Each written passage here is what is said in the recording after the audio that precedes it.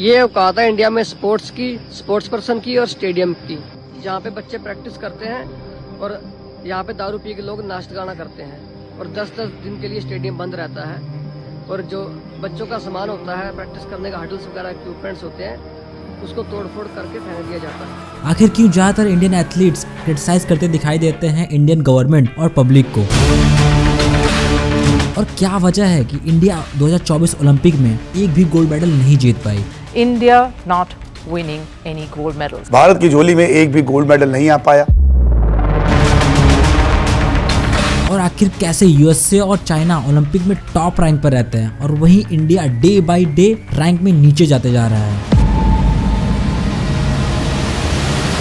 और क्या ये भी सच है कि हॉकी हमारा राष्ट्रीय खेल नहीं है? और ऐसा क्यों होता है कि इंडिया में एक एथलीट से ज्यादा एक इन्फ्लुएंसर्स को रिस्पेक्ट दी जाती है?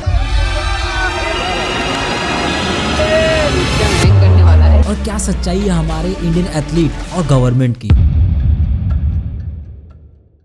आपने देखा होगा एक एथलीट जो एक मेडल के लिए अपने घर, अपने फैमिली को छोड़ के वो अपने नेशन के लिए एक ओलंपिक में गोल्ड मेडल के लिए हर एक कोशिश करता है। वो अपनी लाइफ की हर एक खुशी को एक मेडल के लिए त्याग देता है। ऐसे ही एक हमारे इंडियन एथलीट की स्टोरी है जिनका नाम मुरलीकांत है। ये महाराष्ट्र के छोटे से एक पेट इस्लामापुर गाँव से पले बड़े हैं। उनको बचपन से ही एक ओलंपिक में गोल्ड मेडल जीतने की इच्छा रही थी, बट उनके आसपास के लोग और यहाँ तक कि उनके घर वाले भी उनकी इस बात को सुन के उनका मजाक उड़ाते थे। और ये सब सुनने के बाद वो एक दिन घर को छोड़कर चले जाते हैं और वहीं फिर उसके बाद Indian army corps of EME को ज्वाइन करते हैं और उन्हें वहां पर मुक्केबाजी के लिए चुना जाता है। और 1964 में टोक्यो में मुक्केबाजी में अच्छा प्रदर्शन करते हैं, बट लास्ट अटेम्प्ट में वो हार जाते हैं। और फिर 1965 में उनकी यूनिट भारत पाकिस्तान में हुए वार में शामिल होती है, जिसमें उनके कैंप पर हवाई हमला होता है, जिससे बहुत ही ज्यादा घायल हो जाते हैं। और उस हमले के दौरान उनकी रीढ़ की हड्डी में गोली लगने की वजह से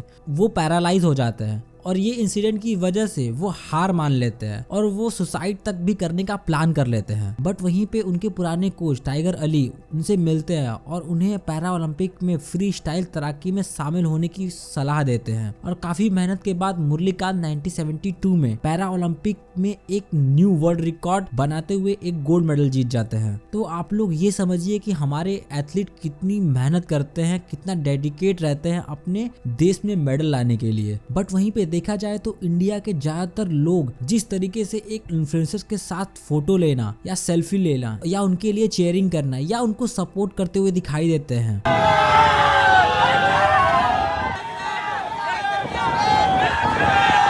के नीचे ना बहुत लोग खड़े गाइस। उस तरीके से आप किसी ऐसे इंडियन एथलीट को सपोर्ट करते हुए नहीं देखते हैं, बजाय उनके जो ऑलरेडी फेमस हैं, जैसे विराट कोहली, गीता फोगाट और नीरज चोपड़ा। और अभी रिसेंटली आप लोग ने देखा होगा एक बयान सिंह नाम के एथलीट जो कि गवर्नमेंट और यहाँ के लोगों को क्रिटिसाइज करते हुए दिखाई दे रहे हैं। ये औकात है इंडिया में स्पोर्ट्स की, स्पोर्ट्स पर्सन की और स्टेडियम की। क्योंकि अभी रिसेंटली एक बहुत ही बड़ा कॉन्सर्ट दिल्ली के स्टेडियम में दिलजीत के द्वारा किया गया था और कॉन्सर्ट के दौरान आए हुए लोग वहां पे शराब की बोतलें और काफी सारी गंदगी के साथ एथलीट के सामानों को भी तोड़ा गया था, जस्ट बिकॉज वहां पे लाइव कॉन्सर्ट होना था।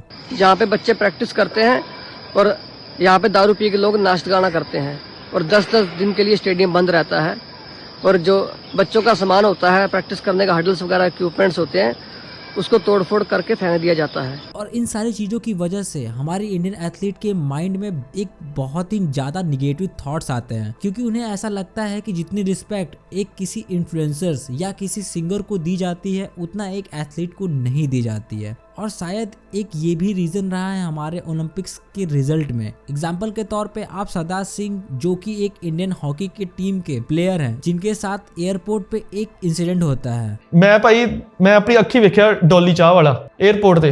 हरमन, मैं, मनदीप, असीं 5-6 जाने सी। एयर इंडिया का साडा की चैक इन हो रहा सी। डोली जिहड़ा चाह वाला है वो साइड ते बैठा भाई, उहदा फोटोआं आउण दे। ਤੁਹਾਨੂੰ ਪਛਾਣ ਨਹੀਂ ਰਹੇ ਸੀ। शेम अहीं भाई मूंह वाले शेम भाजी। उनका कहना है कि उनके साथ और कई खिलाड़ी भी थे, लेकिन वहाँ के लोग उन एथलीट से ना मिलके वो एक ऐसे इन्फ्लुएंसर्स के साथ सेल्फी ले रहे थे जिनका नाम डॉली चाय वाला था। और सबसे बड़ी बात, ये सारे प्लेयर एक्चुअली में हमारे नेशन के लिए ओलंपिक में हॉकी को प्रेजेंट करते हैं। और वहीं पे अगर हम बात करें ओलंपिक की, तो आइए जानते हैं कि ओलंपिक नाम कैसे पड़ा और उसकी हिस्ट्री क्या है। काफी समय पहले की बात है, ग्रीस नामक एक कंट्री थी जिसका एक ओलंपिया शहर था जो ज्यूस के नाम के लिए बहुत ही ज्यादा पवित्र माना जाता था। और वहाँ पे हर 4 साल में ज्यूस की पूजा करने और एक एकता का जश्न मनाते थे। और लगभग 2800 साल पहले ओलंपिया का पहला खेल स्टार्ट हुआ था। इन खेलों का मतलब था ज्यूस, जो कि उनके भगवान थे, उनको सम्मान देना। और जितने भी एथलीट थे वो दौड़, कुश्ती, रथ दौड़ जैसे खेलों में हिस्सा लिया करते थे। इन खेलों को हर 4 साल में एक बार आयोजित किया जाता था, जिसे ओलंपियाड का नाम दिया गया। और धीरे धीरे ये खेल ग्रीस संस्कृति का सबसे बड़ा इवेंट बन गया और ये लगभग 1000 सालों तक चलता रहा। इसके बाद लोगों के बीच में ओलंपिया एक इतिहास बन के रह गया, क्योंकि रोमन सम्राट ने इसे पैगन रीति रिवाज कहकर बंद कर दिया। क्योंकि रोमन सम्राट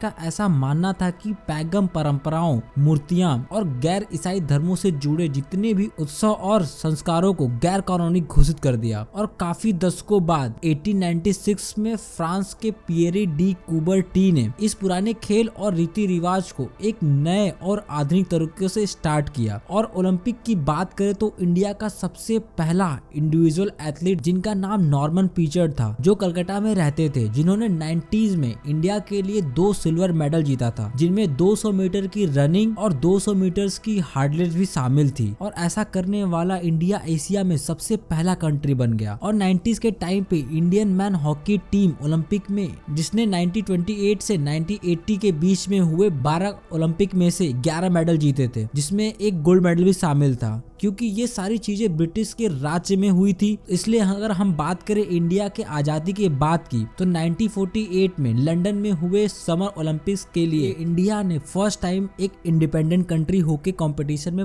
पार्ट ले रहा था। और इस कंपटीशन में इंडिया के लगभग 79 एथलीट शामिल थे, जिन्होंने 10 कंपटीशन में पार्ट लिया था, जिसमें बॉक्सिंग, साइकिलिंग और वाटर पोलो जैसे खेल शामिल थे। और यहीं पे इंडिया ने अपना पहला हॉकी टीम के द्वारा गोल्ड मेडल जीता था। और उस टाइम पे इंडिया ओलंपिक में हॉकी का बहुत ही ज्यादा दबदबा था। और वहीं हॉकी की बात करें तो आपने कभी न कभी देखा या सुना होगा कि हॉकी हमारा राष्ट्रीय खेल है। बट मैं बता दूं, ईयर 2020 में महाराष्ट्र राज्य के धुले जिले में एक स्कूल टीचर ने गवर्नमेंट के साथ एक RTI फाइल की। इसमें वे जानना चाहते थे कि हॉकी को इंडिया का राष्ट्रीय खेल कब घोषित किया गया था। इसका जवाब देते हुए युवा मामलों और खेल मंत्रालय का कहना है कि गवर्नमेंट ने किसी भी खेल को देश का राष्ट्रीय खेल घोषित नहीं किया है। और इसी तरीके से एक और स्टोरी है, एक वकील विशाल तिवारी ने सुप्रीम कोर्ट में PIL फाइल की और उनका भारत सरकार से अपील था कि वो हॉकी को भारतीय खेल घोषित कर दिया जाए। इस अपील में विशाल का ये कहना था कि अगर हॉकी को राष्ट्रीय खेल नहीं माना जाता, बट ऐसा क्यों है कि इसे आधिकारिक मान्यता भी नहीं दी जाती। इस PIL फाइल को सुप्रीम कोर्ट ने खारिज कर दिया। और सुप्रीम कोर्ट का कहना था कि गवर्नमेंट जब तक ऑफिशियली हॉकी या और भी किसी खेल को राष्ट्रीय खेल घोषित नहीं कर देती, तब तक भारत का कोई राष्ट्रीय खेल नहीं है। जैसा आप सब लोग जानते हैं कि इंडिया 2024 ओलंपिक में 0 गोल्ड मेडल जीता है। और ऐसा क्यों होता है कि चाइना और US हमेशा टॉप रैंक में रहते हैं? क्योंकि वहाँ के गवर्नमेंट स्पोर्ट्स को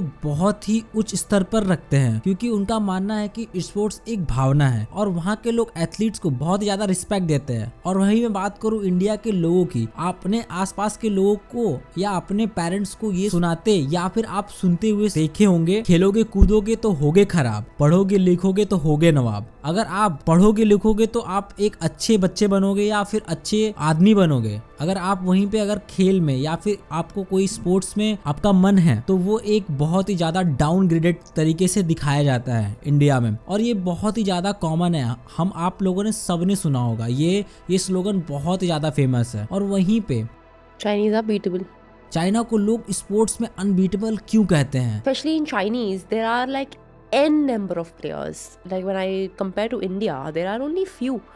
But in Chinese, if one is out, then there are like 10.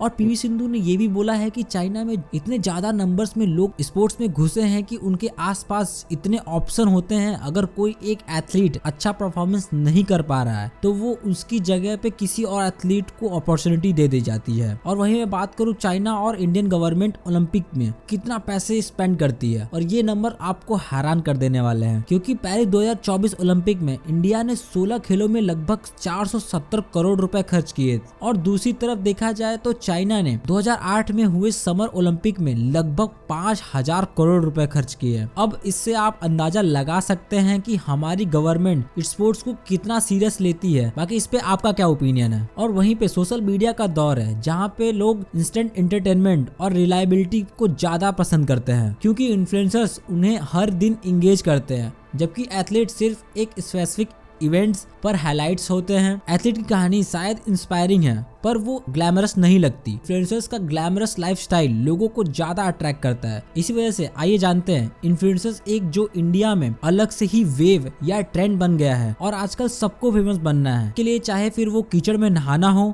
या अजीब तरीके से कपड़े पहन के फेमस बनना हो। और आज के टाइम पर सबके हाथों में फोन हो गया है, चाहे वो कोई एक बच्चा हो बुढ़ा हो, ये डिसीजन उनके हाथों में है कि उन्हें किसको फॉलो करना है या किसको देखना है। और आज इंडिया में ज्यादातर लोग उन्हें ही देखना या फॉलो करना चाहते हैं जो सिर्फ क्रिंज या सिम टाइप की वीडियो बनाते हैं। और मैं बात करूं ऐसे इन्फ्लुएंसर्स की तो इनके इंस्टाग्राम फॉलोअर्स जो कि मिलियंस में लोग इन्हें फॉलो करते हैं। और वहीं मैं दूसरी तरफ बात करूं किसी एथलीट की, ऐसे कितने एथलीट को पहचानते तक भी नहीं है जब तक कि वो कोई मेडल या इवेंट्स ना जीत जाए। लेकिन ये गलत है। एक एथलीट के पीछे कितनी मेहनत और स्ट्रगल होती है। वो हमारे इंडिया में एक मेडल लाने के लिए अपनी जी जान मेहनत करते हैं और हमें उनको रिस्पेक्ट और सपोर्ट करने की जरूरत है और उनको वही स्टारडम और रिस्पेक्ट मिलनी चाहिए जो उनका हक है। बाकी इस पे आपका क्या ओपिनियन है हमें कमेंट करके जरूर बताइएगा। मिलते हैं गाइस नेक्स्ट वीडियो में, तब तक के लिए जय माता दी।